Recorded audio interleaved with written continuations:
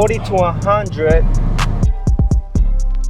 In 2015, Ford introduced the S550 Gen 2 Coyote, and one of the many perks of this cars is the ability to run E85 bone stock with just a tune.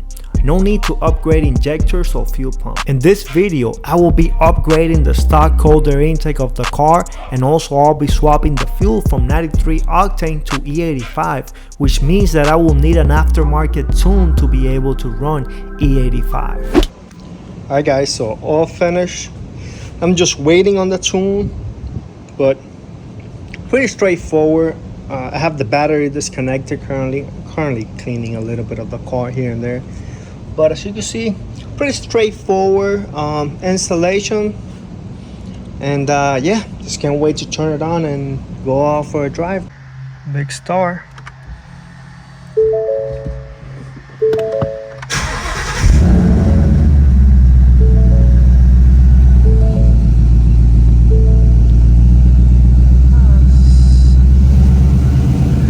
Sounds a little bit different. So alright, so I just want to review the 93 tune with the cold air. First of all, the cold air sounds crazy. Sounds like a whistle, kind of like a turbo. It's a crazy sound, and it's actually kind of cool. It kind of sounds like a turbo in a way, in the way that it whistles, or maybe like a Vortec or Pro Charger. It's actually kind of cool. In regards to the tune, BAMA tune.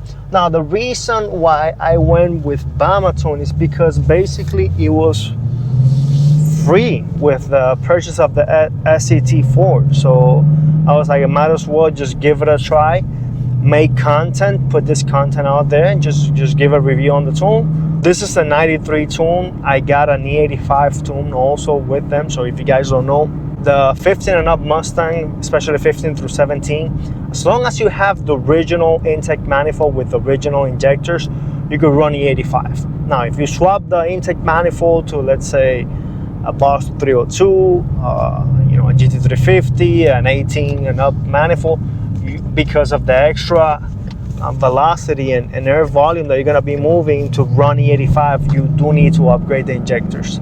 So I have obviously the stock injectors and manifold. I requested an E85 tune just to give it a try and to see if it actually feels any better. Eventually, I do plan to run a different intake manifold and upgrade the injector. So should see some power gains from those mods. Another thing with the BAMA tune, the cold starts are weird. Like it spikes up to like 1100 and then it falls on its face. And then it idles to like 675 and the car shakes a little bit. So is it doing something to the engine? I don't think so, but it just doesn't run right in my opinion. But it is one of those things that you get what you pay for. So I'm not really sitting here and complaining and be like, oh my god, this is it's the worst tune. It's just it is a decent tune. It'll drive. It'll give you some extra horsepower. It's not going to give you the best extra horsepower. Its drivability is not going to be the best, but it is going to do its job. And for the price, you can't really complain. So I understand that. In regards to tuning, I'm leaning towards Palm Beach dyno, or might go ahead and get a long race tune.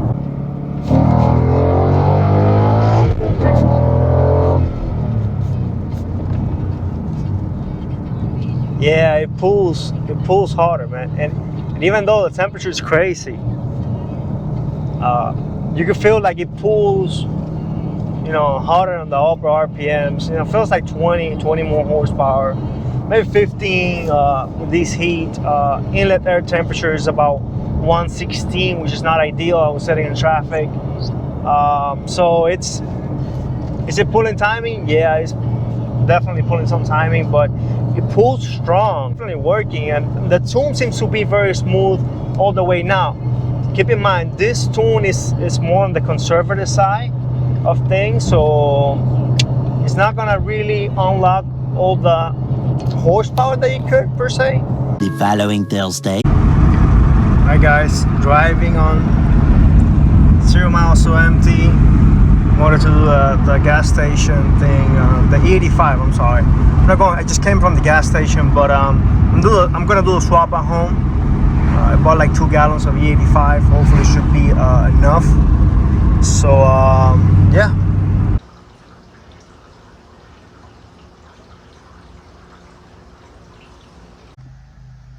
I think it's almost done. Shit's going crazy still.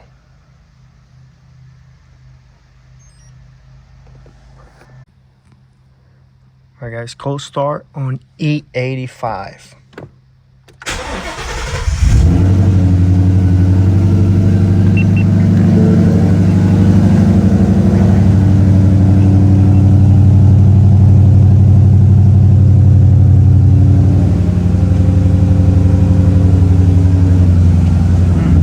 You can smell that E.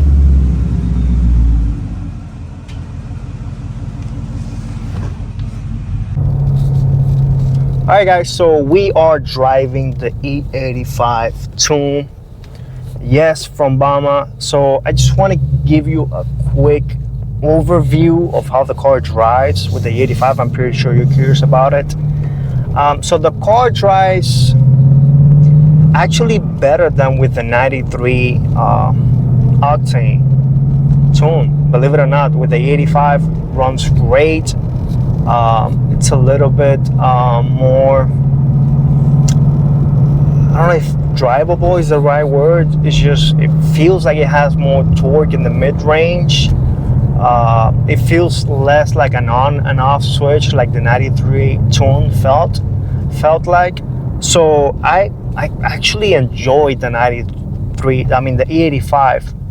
I actually enjoyed the E85 Tune a little bit more than the 93, and it's not only related to the power gains. Obviously there are power gains with E85. E85 runs cooler, has a higher octane rating versus 93, I believe between 100 and 105. Some guys say even to up to 108 rating wise. And yeah, it's just the car feels great power. And stay tuned, because soon I'm gonna be reviewing this car. I'm gonna give it a really good testing as far as performance goes. And you know, it's just, you know, the car feels more awakened. You know, definitely the intake is pulling in some more air. Also the tuning, you know, it feels a lot better. It's a lot more fun to drive now. The car just has all this torque down low. And with the E85, the only negative that I've seen so far is just my cold starts could be a little bit rough. But that's a known fact about E85 cold starts. And just the gas mileage, you know, it just goes through fuel a lot faster. But that's, again, you just need a lot more E85, a lot more fuel to maintain a proper air-fuel ratio, the correct air-fuel ratio with E85 versus pump gas 93. 2 hours later. Hi guys, we're approaching Mexico.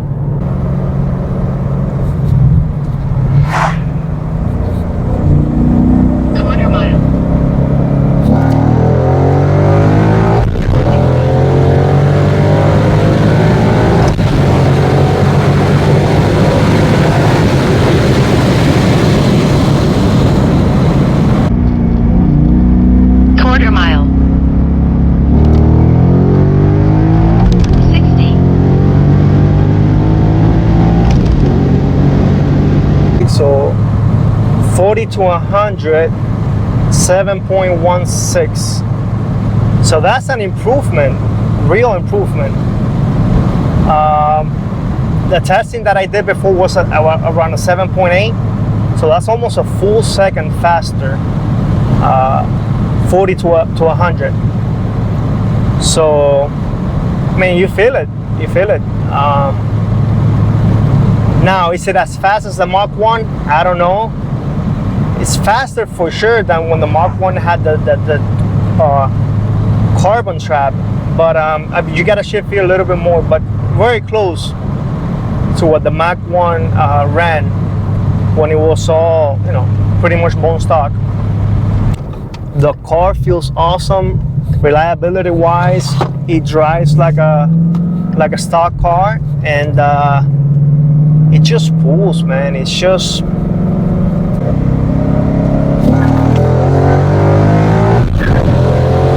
mean, yeah, it's violent, man.